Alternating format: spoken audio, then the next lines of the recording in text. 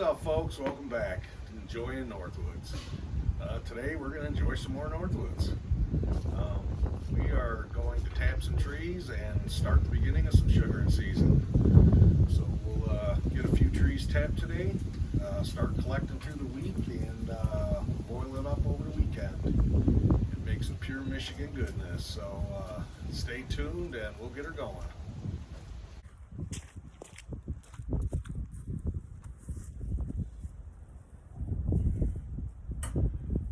Let's get to tapping this tree. On this one I'm going to use, it's like more of a traditional tap made out of stainless steel. It's a little bit thicker, a little bit wider, cone shaped. Kind of got like a spoon bill on the end where the sap runs out into the bucket. This bit requires, or this tap requires a 7/16 drill bit. And no matter what size drill or which tap I use, I usually only go into the tree about 1.5 inches. I find that adequate. Some people say 2 to 2.5 inches. I don't find it necessary. The bark is 1/2 inch thick, usually on a basic tree, you know, nothing huge, but so that's still putting a spigot at, or the hole into, you know, 1 inch into the meat. So I never had an issue with them healing up. Always got enough sap. So that's just my choice. But anyways, let's drill this hole. I also take tape and I'll measure down 1.5 inches and I'll put some blue painter's tape or anything like that on it just to mark it so I don't go in too deep. So you drill it upward.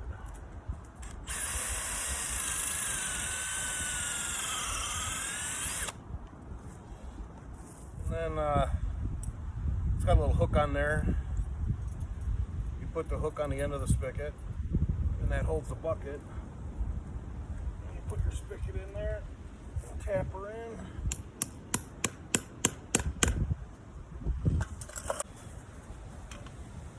And we already got a drip. And then you hang your bucket right from that hook. And then put a lid on it.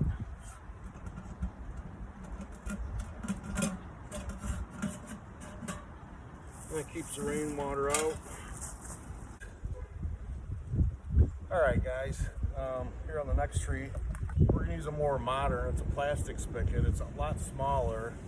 What's nice about these is you can hook up some 5/16 tubing to them. You can connect a bunch of trees together if they're in a clump to make them all drain into one bucket. So they're actually pretty nice, pretty simple, and plus it helps keep the bugs out of it. Like in the bucket style, the ants, once it starts to warm up, start crawling up and down the trees for the warmth, and they're getting the sugar, and they end up in the bucket. So this way it's a little more sealed system, a little more convenient, and I don't know, you get a bag of spigots now for like $5. They're not as forgiving as like the metal ones I've had for years, but anyways, you do the same thing, 2 to 4 feet up.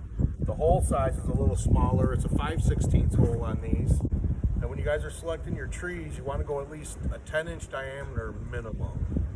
And that's good for a spigot. And once you get into like 1.5 feet, 2 foot, you can add a couple spigots per tree. I usually stick just to one. We do 10 to 12 trees here on my property a year, and we get more than enough syrup. So let's do this one. And also, I'll kind of rotate some trees, and I stay away from the old scars from previous years. But enough said, let's get this hole drilled out.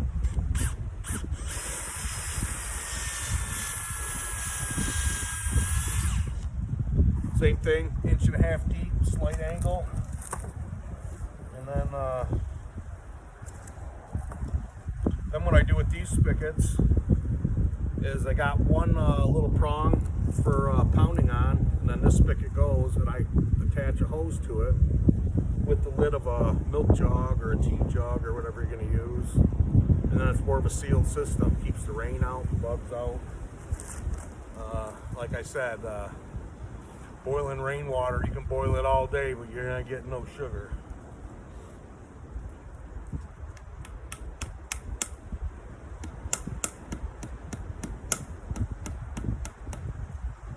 it. And then when I hang these things, I loop it a little bit. I'll go around it once.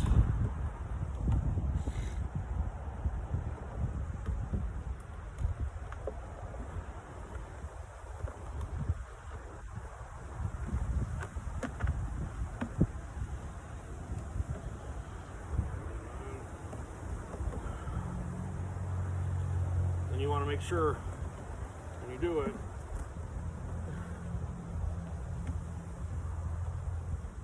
put the tension on it now, and then that way when it starts filling up,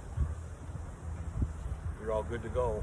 That way the line don't slip off or anything else. So hopefully tomorrow, I think it's supposed to be a warm day, so we'll be emptying jugs. Off to the next one. Yes, sir.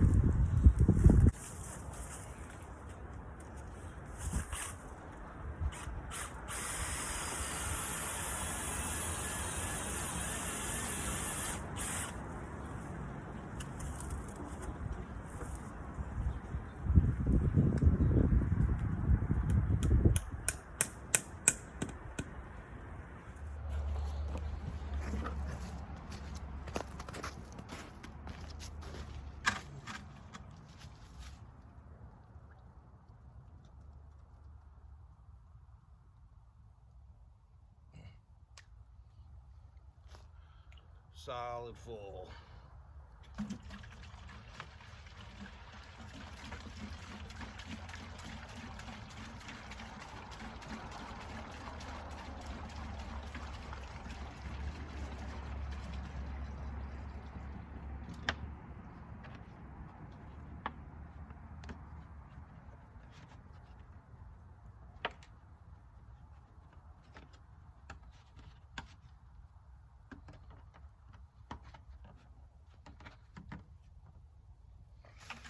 Yes, sir.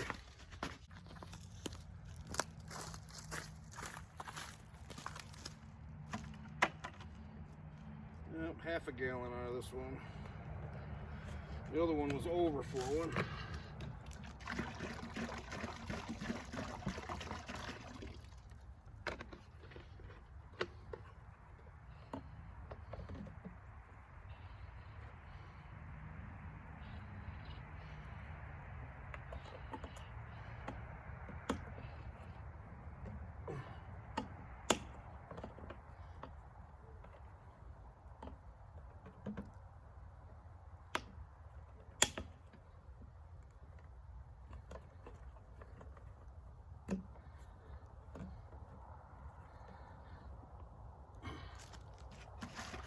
For the next one.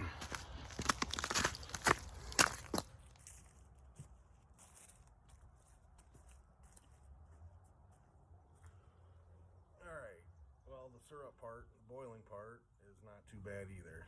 It goes pretty quick. Let me show you what I do. Just a normal burner, deep fryer burner. Stainless steel pot. Don't use aluminum. I used aluminum the first time I did it, and it gets a weird taste to it. I don't know what it is, but stainless steel. Don't use anything else but. It works for me. Got our buckets of syrup. I also will store it in the coolers through the week. Just keep filling up a cooler. The only thing is the night before, make sure you bring it in, open the lid, just so it can thaw out, because most of the time it'll be frozen. And this is a big bonus. My dad boils syrup also, and he came up with this, and it's just a box with a hole. It just encases the bucket, and it speeds up the boil time, evaporation time a lot, because it's keeping the sides of the bucket heated also, keeping the heat right around it. So just a simple build, just an aluminum box or a tin box. So anyways, and all you do is boiling, just make sure you just keep adding. Gets halfway down, add it. Keeps halfway down, add it until you're out. So we'll get her started.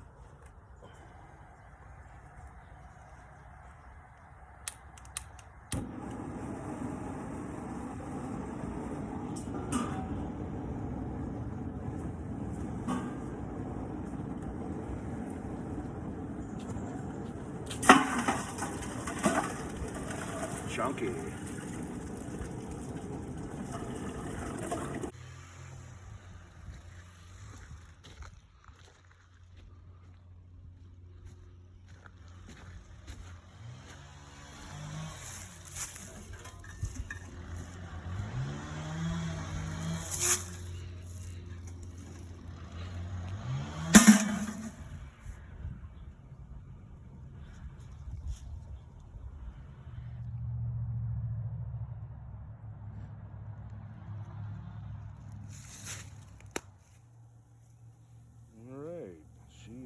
Rumbling. And periodically, I'll sift off the white foam on. It'll get a little bit of that, but I'm gonna turn this down just a little bit, and she's doing good. Starting to smell like syrup. It's getting closer. Officially, when the temperature of it's 219, it's officially syrup. And then, depending on how far past it you bring it, is the richer, the sweeter, the thicker. So we're getting closer, and we usually get it down to a certain point, then we'll finish it in the house. It's smelling really good.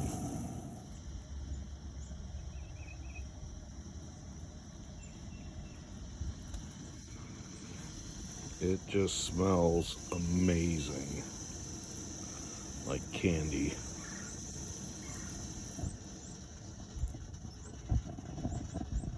All right, I'm getting down there, so we're gonna transfer it into the house and continue the boil from there, just so I don't forget about it, and all for nada. All right, I'm gonna transfer it into a smaller pot, and then I run it through a coffee strainer just to get any impurities out, and then continue on the kitchen stove until we get what we want.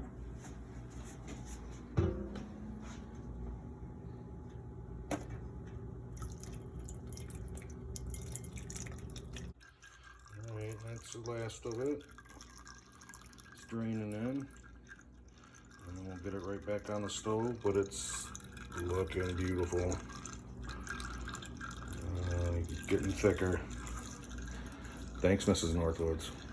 All right, well, we got her transferred over. It's a nice golden. Still got a ways to go.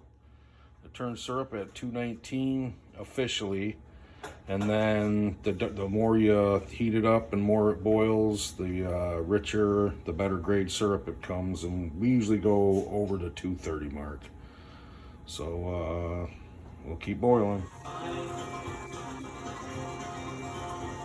You're awakened from the back roads by the rivers of my memory, ever smiling, ever gentle on my mind. Oh, there it is. Pure Michigan goodness. Yes, sir. All right, folks, that's a wrap. I hope you guys learned how easy it is to make some maple syrup of your own. Any maple trees will do. The sugar maple is the top maple tree. It has a little higher sugar content. They all go down from there. You just have to boil more sap to get it. Black walnut, birch trees, you all can get some sap from that. But just collect it and boil it up. Here's a jar of goodness. That's what we got from about 4 gallons. That's all we got this week.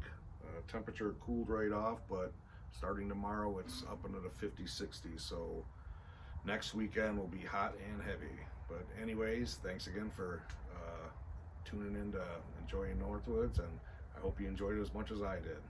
We'll see you on the next adventure.